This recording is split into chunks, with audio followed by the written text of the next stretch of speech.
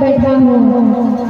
जब भोले बाबा को मैया इतनी प्रसन्न मुद्रा में बैठे हुए देखते हैं, तब मैया भोले बाबा के पास जाती हैं। पार्वती फल अवसर जानी, कहीं सांप पही मात भवानी।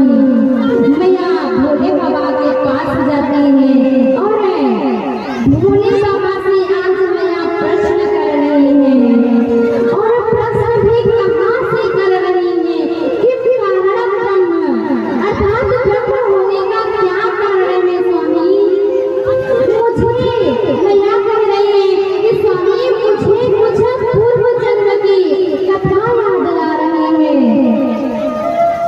मेरे मन में ऐसी इच्छा है प्रभु कि आप मुझे राम कथा सुनाएं।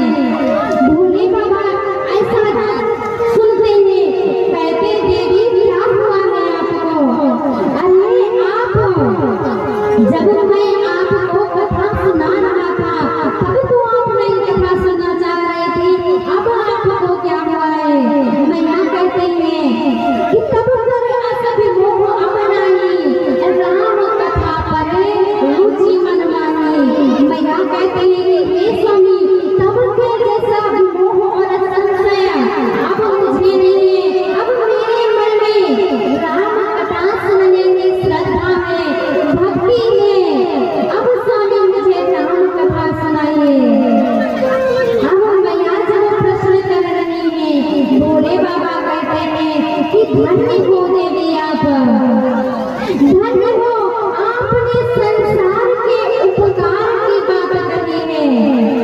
धन्य है देवी, कहते हैं कि जगह में राम कथा हो रही होती है, वहाँ की भूमि पावन हो जाती है और राम कथा कराने वाले जो होते हैं उनका तो मैं भाग्य का कहना ही क्या है। सारे तीर्थों का पुण्य, सारे धामों का पुण्य उन्हें प्राप्त होता है। भोले बाबा मैया से कह रहे हैं कि धन्य हो देवी, तुमने मुझसे इस संसार के उपकार की बात पूछी है, इसीलिए अब मैं आपको एक कथा सुनाऊंगा। मैया भोले बाबा से 14 प्रश्न करती हैं। 14 प्रश्नों में मैया कह रही हैं कि प्रथम सुकान कहाँ हूँ बिचारी, निर्गुण ब्रह्म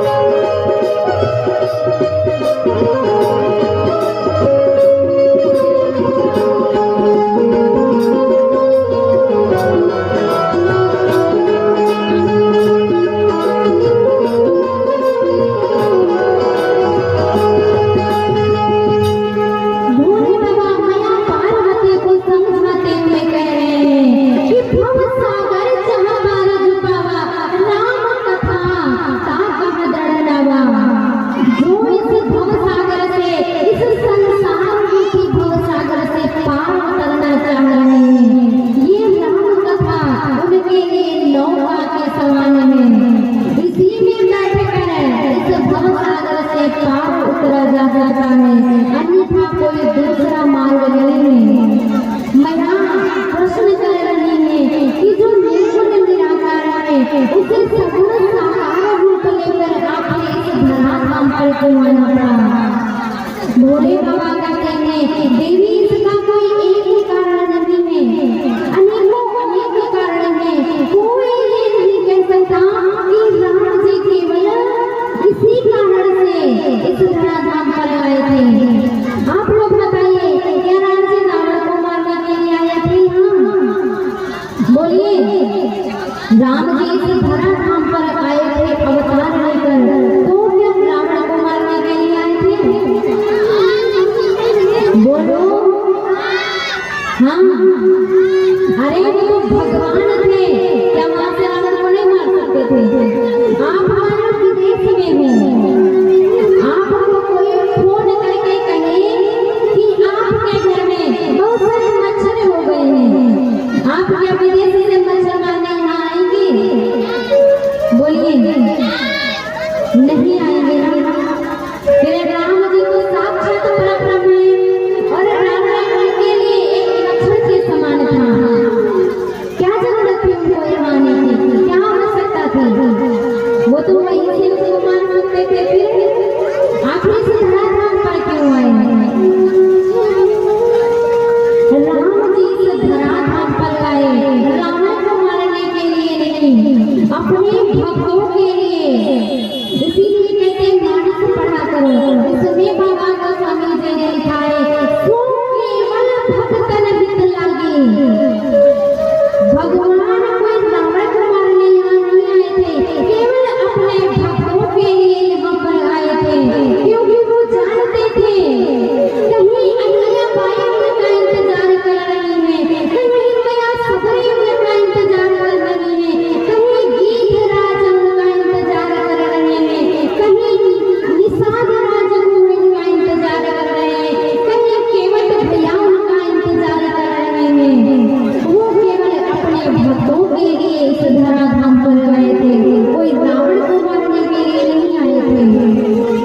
और ऐसे मानस में कहा गया है राम जी को प्रिय क्या है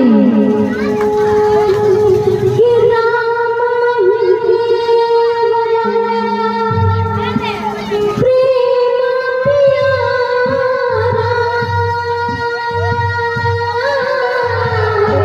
जानिए हूँ जो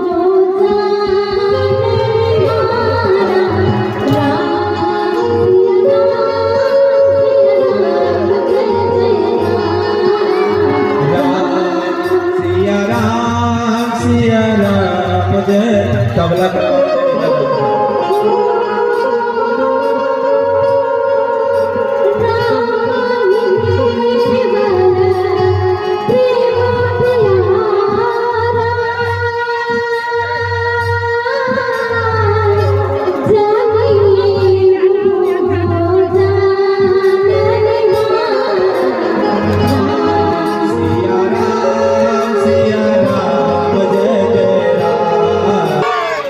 प्रभु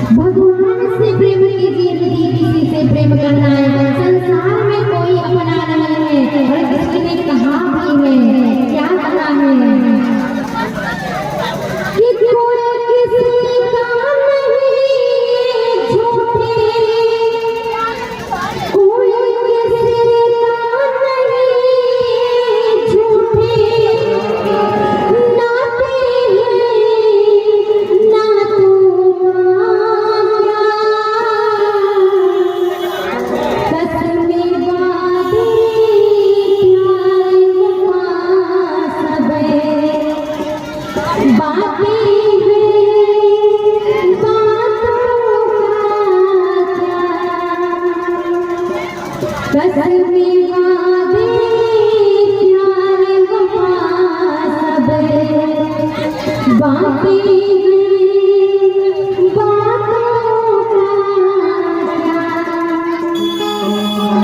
संसार में कोई अपना नहीं वाला सब झूठे वादे करते हैं, आज किए कल भूल जाएंगे। इसीलिए कहते हैं प्रेम यदि करना है तो भगवान से कीजिए, दो क्षण का भी प्रेम आपको मृत्यु तक से बचा सकता है। कहते हैं वैसे तो संसार में मनुष्य चाहे कितना कुछ अपने मन से कर ले, लेकिन उसके लिए से कुछ नहीं होता है। होगा वही जो भगवान चाहेंगे। मनुष्य अपनी चतुराई चाहे जितनी दिखा ले, उसके लिए से कुछ नहीं होगा। एक बार होता क्या है, एक बढ़िया सेठ जी तैयार होता है, जा रहे थे अपने ऑफिस के लिए, तब तक दरवाजे की घंटी बज गई है। सेठ जी ने जैसे ही दरवाजा खोला, निकले क्या है, देखो खूब मोटा व्यक्ति काला काला एकदम दरवाजे पर खड़ा है, एकदम भयानक रूप। देखकर सेठ जी तो डर गए, पूछने अरे भाई कौन हो? कहता है मैं यमराज हूँ, मैं यमराज हूँ। कहते क्या है भाई, यहाँ क्यों आए हो? यमराज बताते हैं कि तुम्हारा अंतिम समय आ गया है अब, इसीलिए मैं तुम्हें लेने आया हूँ। ये देखो मेरी लिस्ट, इसमें सबसे पहला नाम आज तुम्हारा ही है, इसीलिए मैं सबसे पहले तुम्हारे दरवाजे पर आया हूँ। अब वो व्यक्ति जैसे ही ये बात सुनता है, अब वो अपनी चतुराई करना चाह रहा है। इसलिए यमराज जी को घर लेकर गया, बढ़िया एकदम दिखाया, खूब बढ़िया, इतने बढ़िया बढ़िया पकवान बनाए ना, बढ़िया बढ़िया को पिला कर यमराज जी को सुला दिया। यमराज जी बढ़िया खा पी कर एकदम सो गए। अब इस व्यक्ति ने किया क्या, जब यमराज जी सो गए तो इसने जिसका नाम सबसे पहले ऊपर लिस्ट में लिखा था, इसने अपना नाम लिस्ट से ऊपर से काट कर सबसे नीचे लिख दिया, सबसे नीचे एकदम लिख दिया। अब कुछ देर बाद यमराज जी को होश आया। यमराज जी कहते हैं कि भाई तुमने मेरी बड़ी खातिरदारी आज की है, मैं तुमसे बड़ा प्रसन्न हूँ आज। यमराज कहते हैं कि आज सिर्फ आज के लिए मैं अपना नियम बदलता हूँ, सिर्फ तुम्हारे लिए, क्योंकि मैं तुमसे बड़ा प्रसन्न हूँ, इसीलिए सिर्फ तुम्हारे लिए मैं आज से अपना नियम बदल रहा हूँ, सिर्फ एक दिन के लिए। आज मैं लिस्ट ऊपर से नहीं नीचे से प्रारंभ करूंगा। अब बताओ यमराज जो ये व्यक्ति इतनी मेहनत इतनी चतुराई की थी, कोई चतुराई काम आई? कुछ काम नहीं आया। इसीलिए होना वही है जो भगवान चाहते हैं। आप चाहे जितनी चतुराई करें, आपकी कोई चतुराई से नहीं चलने वाली। मैं बाबा से प्रश्न कर रही हूँ कि स्वामी राम जी के होने का प्रमाण दीजिए, क्या प्रमाण है? बाबा मैया को समझाते हुए कहते हैं कि देवी जो निर्गुण है वही सगुण है, केवल अपने भक्तों के लिए ये धराधाम पर रूप धारण करके आता है। सो केवल भक्त नमित लागी, अगुण ही सगुण नहीं कछु भेदा, इसमें कोई भेद नहीं है देवी। जैसे पानी होता है, पानी निर्गुण होता है, इसका कोई आकार नहीं है। यही पानी को यदि किसी गिलास में किसी कटोरी में भरकर फ्रिज में रख देंगे, जमने के बाद ये एक आकार ले लेता है। पहले तो ये निराकार था, अब जब ये जम गया इसका एक आकार हो गया। ऐसे ही भगवान है, जो निर्गुण निराकार है वही सगुण साकार है, इसमें कोई भेद नहीं है।